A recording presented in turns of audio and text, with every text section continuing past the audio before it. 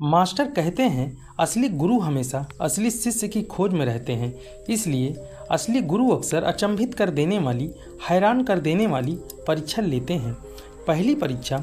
एक दिन स्वामी रमा गुरु जी के साथ बैठे थे, तभी कुछ लड़कों ने आकर गुरु जी को प्रणाम किया और कहा, हमें आपका शिष्य बनना है। गुरु जी शांत रहे। लड़कों ने इंतजार किया। जवाब न मिलने पर कुछ लड़के वहां से चले गए और कुछ रुक गए। इम्प्रेशन जमाने के लिए कुछ लड़के सेवा में लग गए। अपनी सिंसियरिटी साबित करने के लिए ये कोई आश्रम में झाड़ू लगाने लगा तो कोई पेड़ों को पानी देने लगा, लेकिन गुरु जी ने कोई प्रतिक्रिया नहीं की। कुछ दिनों में नए शिष्य योग और प्राणायाम सीखने लगे। एक दिन गुरु जी ने सबको बुलाया और बस केवल एक ही शब्द कहा, चलो। स्वामी रमा कहते हैं करीबन 20 लड़के होंगे। सब गुरु जी के पीछे चल पड़े। गुरु जी हम सबको तुंगभद्रा नदी के किनारे ले गए और कहा, ये जो नदी को पार करेगा वही मेरा शिष्य होगा। बारिश का महीना था, लबालब पानी भरा था। उस समय तुंगभद्रा पूरे उफान पर थी। चौड़ी नदी पार करना खतरनाक था। गुरुजी की बात सुनकर लड़कों के हाथ पैर सुन्न पड़ गए। एक लड़के ने कहा, मैं ये कर सकता हूँ, पर मुझे घर पर काम याद आ गया तो जाना होगा। दूसरे लड़के ने कहा, मुझे तो तैरना ही नहीं आता।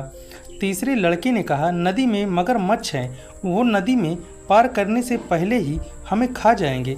सब लड़के बहाना बनाकर पीछे हट गए, लेकिन स्वामी रमा नदी में बिना कुछ कहे नदी में कूद गए।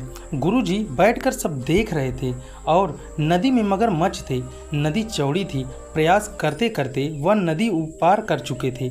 चुनौती ताकत पैदा करती है। स्वामी रमा कहते हैं, मुझे नदी की चिंता नहीं थी। जैसे ही मेरे गुरु के शब्द निकले वैसे ही मुझे नदी पार करना था। मेरे मन में एक पल का संशय नहीं था। मुझे केवल नदी के उस पार का तट दिखाई दे रहा था। गुरुजी ने दूसरे लड़कों को देखकर कहा, उसने खुद को कभी मेरा शिष्य नहीं कहा, फिर भी वह कूद गया। गुरु कहते हैं चेले बहुत होते हैं लेकिन शिष्य बहुत कम होते हैं, क्योंकि शिष्य में बहुत कम खासियत होती है।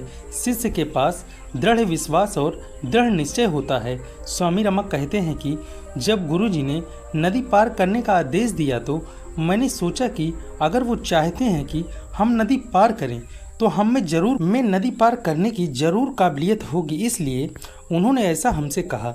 मुझे अपने गुरु एवं उनकी आज्ञा पर संपूर्ण विश्वास था, इसलिए वो ऐसा कर पाया। स्वामी रमा कहते हैं कि दूसरी परीक्षा में गुरु ने मेरा अहंकार पकड़ा।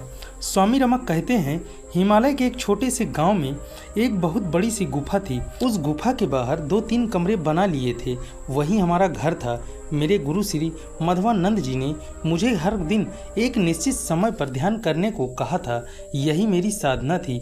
एक दिन इस साधना के बीच गुरु जी मेरे पास आकर खड़े हो गए। मुझे हलचल सुनाई दी, पर मैं आंख बंद करके बैठा रहा। स्वामी रमा कहते हैं अगर मैं सच में ध्यान कर रहा होता तो मुझे किसी के निकट आने का आभास नहीं होता। गुरुजी ने मुझसे कहा, पर मैंने कोई प्रतिक्रिया नहीं की। गुरुजी की बात को सुनकर ऐसे अनसुना कर दिया जैसे मैं तालीन होकर ध्यान कर रहा हूँ। फिर गुरुजी ने कहा, क्या तुम मेरी बात सुन सकते हो? तब मैंने कहा, हाँ मैं सुन सकता हूँ। गुरुजी ने पूछा, क्या तुम ध्यान कर रहे थे? स्वामी जी ने कहा, मैं कोशिश कर रहा था पर हो नहीं रहा। गुरुजी ने कहा, तो तुमने पहली बार में मेरी बात का जवाब क्यों नहीं दिया?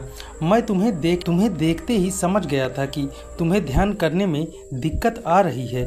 गुरु ने गंभीर होकर कहा, मैं तुम्हारी मदद करने आया था और तुम दिखावा कर रहे हो। आज की भाषा में स्वामी रमा जी कह रहे थे, अहंकार की परछाई के पीछे अपनी कमियां मत छिपाओ। स्वामी रमा कहते हैं कि गुरु आईना होते हैं जिससे आपका अहंकार, आपकी कमियां दिख जाती हैं। कभी कभी गुरुजी गुप्त परीक्षाएं भी लेते हैं।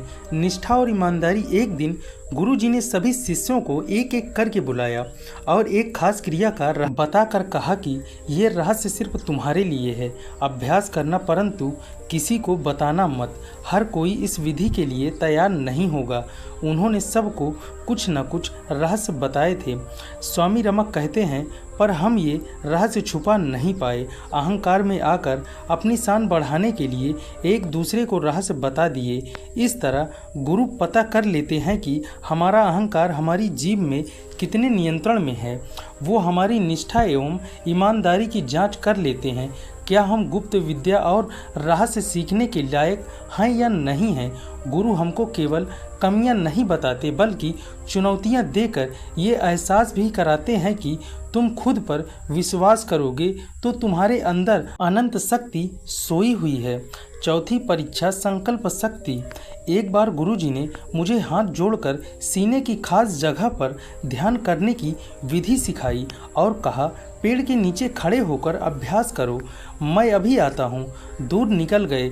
बहुत सर्दी पड़ रही थी लेकिन मैं गुरु के आदेश पर वहीं खड़ा रहा। तीसरे दिन गुरुजी आए और मुझे देखकर बहुत खुश हुए। उन्होंने मुझसे कहा, यही संकल्प शक्ति जो तुम्हारे अंदर जग गई, अब से इसका उपयोग करो। स्वामी रमा कहते हैं कि गुरु हर शिष्य को सिखाते हैं कि सांस के साथ बने रहो और मन को छोड़ दो। मन अपने आप गायब हो जाएगा। सीख एक ही है लेकिन हर किसी को सफलता नहीं मिलती क्योंकि कोई दृढ़ निश्चय और दृढ़ संकल्प और दृढ़ विश्वास नहीं कर पाता। दृढ़ निश्चय, दृढ़ विश्वास और असली शिष्य की निशानी। बिना विश्वास के हम ज्ञान तो समझ जाएंगे लेकिन ऐसी सीख लेने के लिए लेकिन कभी इसको अपने अंदर उतार नहीं पाएंगे।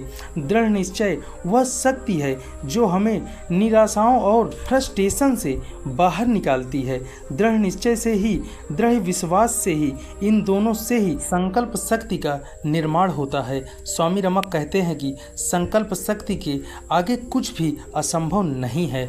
जितने भी महान लोग ने कर्म किए हैं उन लोगों के जीवन में कभी न कभी प्रकट हुआ होगा, यह काम मुझे करना है, किसी भी कीमत पर करना है। इसके बाद ही लोगों ने महान काम किए हैं।